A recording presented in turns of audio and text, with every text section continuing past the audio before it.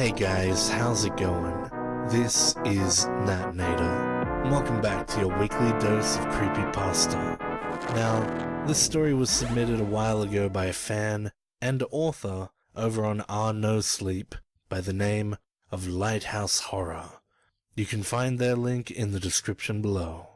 I pushed this story today because it's shorter, and just today my throat feels like garbage. But you know what's not garbage? Our lovely patrons over on Patreon. Let's give a wild Eric Andre thanks to you guys, especially our lone disciple Tiffany. Bonus shout out to her husband. Those two have been longtime fans of the show. I'm seriously super grateful. Now as always, turn out the lights, get comfortable, and let the story begin.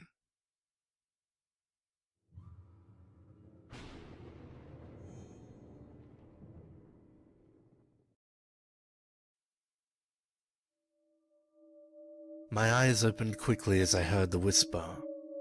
Psst, want to see something, Charlie? It happened last night. The newest prison guard on the block opened my cell, smiled, and informed me I was to gather my things and move to the end of our oldest cell block. He looked to be in his early 20s, and had dark black hair to go with a perfectly kept uniform. I checked his name tag and then spoke.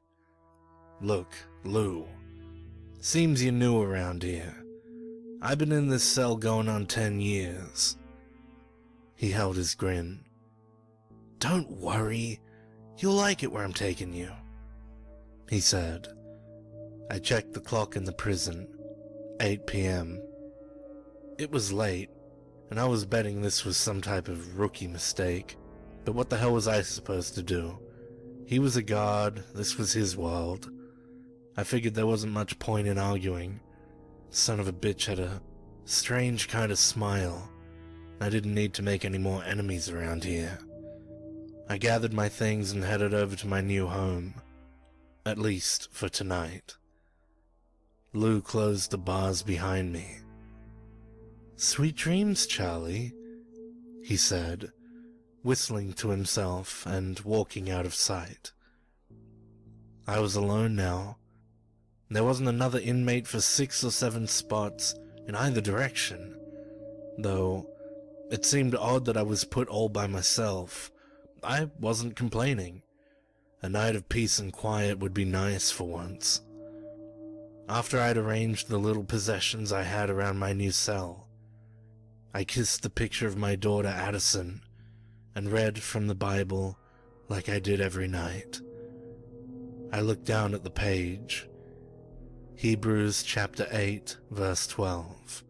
For I will forgive their wickedness and will remember their sins no more. I hoped that was true as I lay down and thought about what I had done to get in here.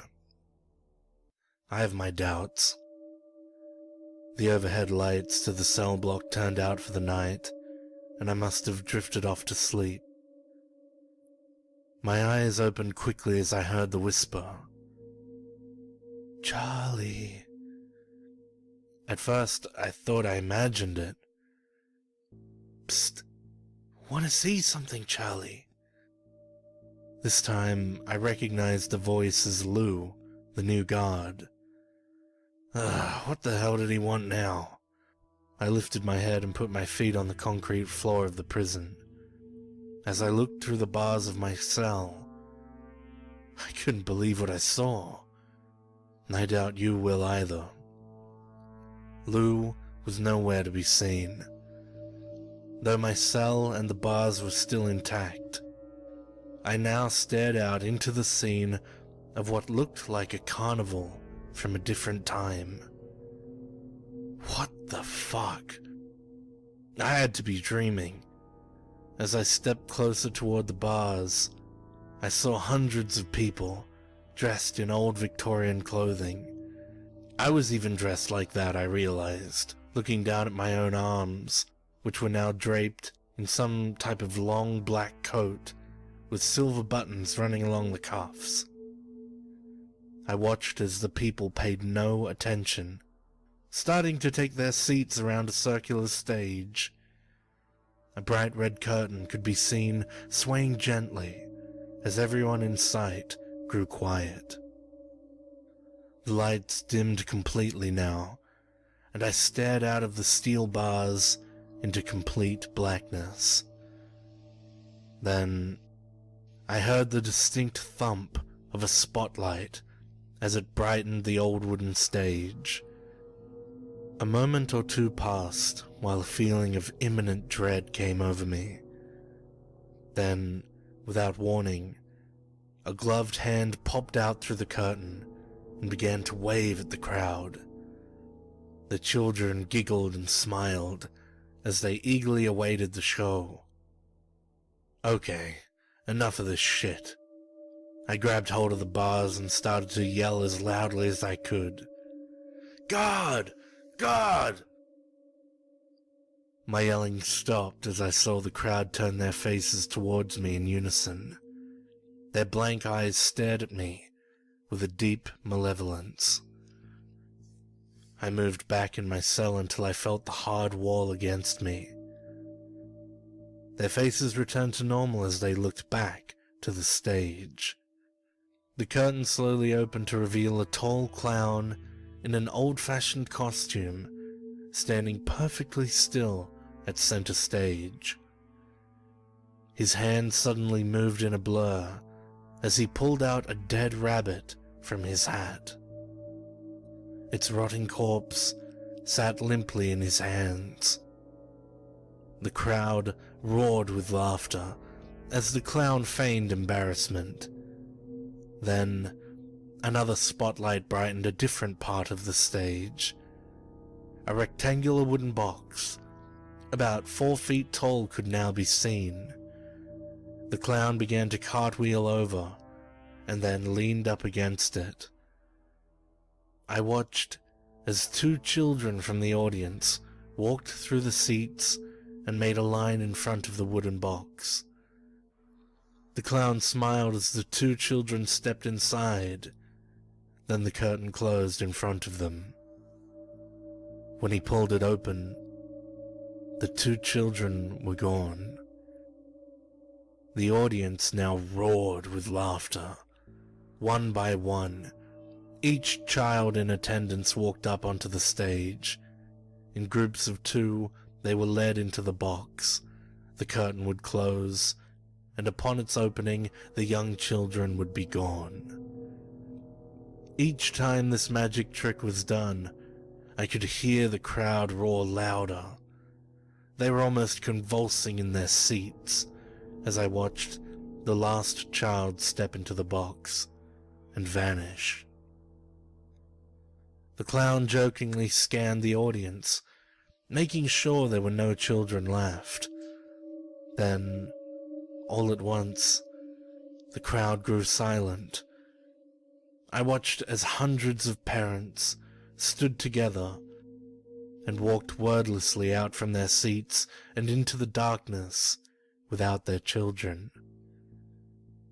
It turned back toward the curtain, began to walk, and then stopped. My heart froze in my chest as the clown turned its head toward me. For the first time, it stared directly at me. I recognized the grin, and then the lights went out. I sat in the far corner of my cell until morning, more terrified than I've ever been in my life. And now, you're up to speed on what happened. This was all last night, and I haven't seen Lou again since. Once a day, my name is called, and I'm given 90 minutes to use the internet on our computers in the prison. Besides writing this, I tried to research what the hell might be going on, but I haven't been able to find anything. I sent a letter of complaint to the warden about my being moved to the empty corner of the block, but I was informed that he's out of town and not due to return for a few more days. I thought about telling someone about what happened, but God knows no one here would believe me. If anyone has any ideas on what I might be up against, please let me know. I don't know what Lou is, if that's even his real name, if that's even its real name. All I know is I'm scared as hell of what's gonna happen tonight when the lights go out.